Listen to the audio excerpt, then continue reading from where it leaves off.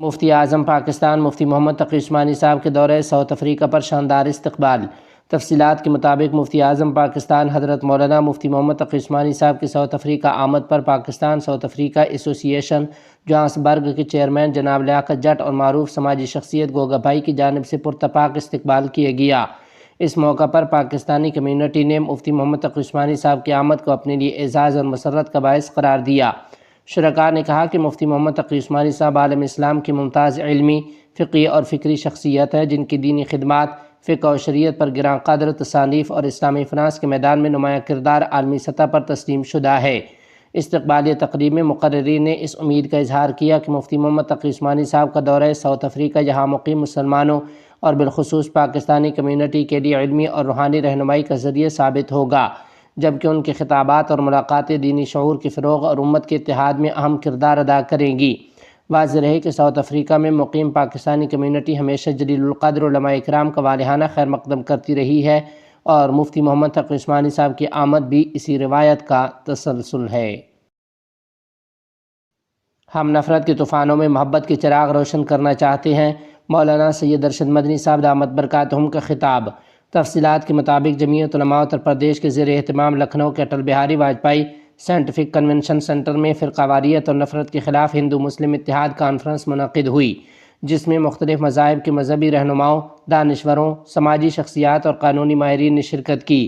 Conference سے صدارتی خطاب کرتے ہوئے جمعیت علماء ہند کے صدر مولانا سید ارشد مدنی صاحب نے کہا کہ ملک میں بڑھتی ہوئی فرقہ واریت اور نفرت کی سیاست نہ صرف مسلمانوں بلکہ اسلام کو بھی نشانہ بنا رہی ہے، جس کے باعث معاشرے میں تشویش اور بے اعتمادی کی فضا پیدا ہوئی ہے۔ انہوں نے کہا کہ اس ماحول کو بدلنے کے لیے تمام انصاف پسند اور امن پسند طبقات کو متحد ہو کر کردار ادا کرنا ہوگا۔ مولانا سید ارشد مدنی صاحب نے کہا کہ ہم نفرت کے طوفانوں میں محبت کے چراغ روشن کرنا چاہتے ہیں۔ یہ راستہ مشکل ضرور ہے مگر ناممکن نہیں۔ انہوں نے بتایا کہ یہ کانفرنس دراصل ایک ملک گیر تحریک کا آغاز ہے، جس کا مقصد مختلف مذاہب کے لوگوں کو ایک پلیٹ فارم پر لا کر محبت، بھائی چارے اور قومی یکجہتی کو فروغ دینا ہے۔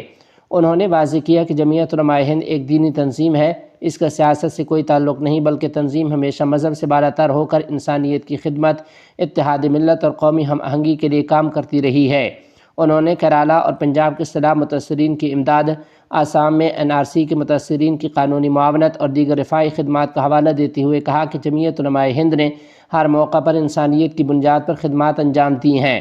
مولانا سید ارشد مدنی صاحب نے امتحانی پرچہ لیک کے بڑھتے ہوئے واقعات پر بھی تشویش ظاہر کرتے ہوئے نظام تعلیم میں اصلاحات کا مطالبہ کیا،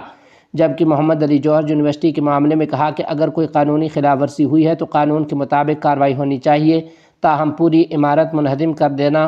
ہزاروں طلباء کے مستقبل کو متاثر کرنے کے مترادف ہے۔ کانفرنس سے دیگر مقررین نے خطاب کرتے ہوئے آئینی اقدار، فرقہ وارانہ ہم آہنگی، مذہبی رواداری اور قومی اتحاد کو فروغ دینے کی ضرورت پر زور دیا۔ کانفرنس کے اختتام پر جمعیت علماء ہند نے ملک بھر میں محبت، بھائی چارے اور سماجی ہم آہنگی کے فروغ کے لیے اس مہم کو جاری رکھنے کے عزم کا اظہار کیا ہے۔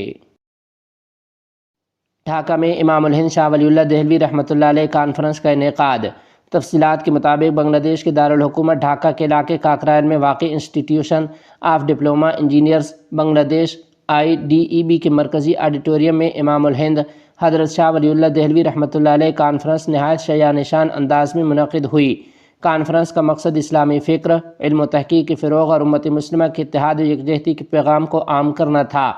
کانفرنس کے مہمان خصوصی بھارت کے ممتاز اسلامی مفکر شیخ خلیل الرحمن سجاد نعمانی صاحبزادہ حضرت مولانا محمد منظور نعمانی رحمۃ اللہ علیہ تھے۔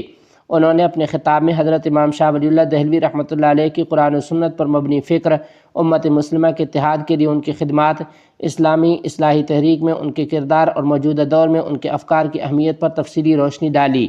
خصوصی مہمان کی حیثیت سے قومی مسجد بیت المکرم کے خطیب علامہ عبد المالک مدثرلہ بھی شریک ہوئے۔ اس موقع پر ملک بھر سے ممتاز علماء کرام، مفتیان اعظام، مشائخ، اسلامی مفکرین، محققین، ماہرین تعلیم اور مختلف تعلیمی اداروں کے اساتذہ و طلباء نے بڑی تعداد میں شرکت کی، جس سے آڈیٹوریم کھچا کھچ بھر گیا۔ مقررین نے اپنے خطابات میں کہا کہ امام الہند حضرت شاہ ولی اللہ محدث دہلوی رحمۃ اللہ علیہ بر صغیر کے عظیم ترین اسلامی مصلح، مجدد اور مفکر تھے۔ قرآن و حدیث پر مبنی ان کی علمی اور تحقیقی خدمات، دینی فکر اور امت کے اتحاد کے لیے ان کی جد و جہد آج بھی مسلم معاشرے کے لیے مشعل راہ ہے۔ انہوں نے موجودہ دور کے فکری اور سماجی چیلنجز سے نمٹنے کے لیے شاہ ولی اللہ دہلوی رحمۃ اللہ علیہ کے افکار اور منہج سے رہنمائی حاصل کرنے کی ضرورت پر زور دیا۔ یہ کانفرنس پیغام انسانیت بنگلہ دیش کے زیر اہتمام منعقد ہوئی، جبکہ ترشید اکیڈمی اور امام شاہ ولی اللہ دہلوی رحمۃ اللہ علیہ ریسرچ انسٹی ٹیوٹ نے اس کے انعقاد میں تعاون کیا ہے۔ کانفرنس کے اختتام پر مقررین نے امید ظاہر کی کہ اس نوعیت کی علمی اور تحقیقی کانفرنس سے نئی نسل کو حضرت امام شاہ ولی اللہ دہلوی رحمۃ اللہ علیہ کی حیات، خدمات اور افکار سے روشناس کرانے کے ساتھ ساتھ اسلامی علوم کے فروغ اور امت مسلمہ کے اتحاد کے قیام میں مؤثر کردار ادا کریں گی۔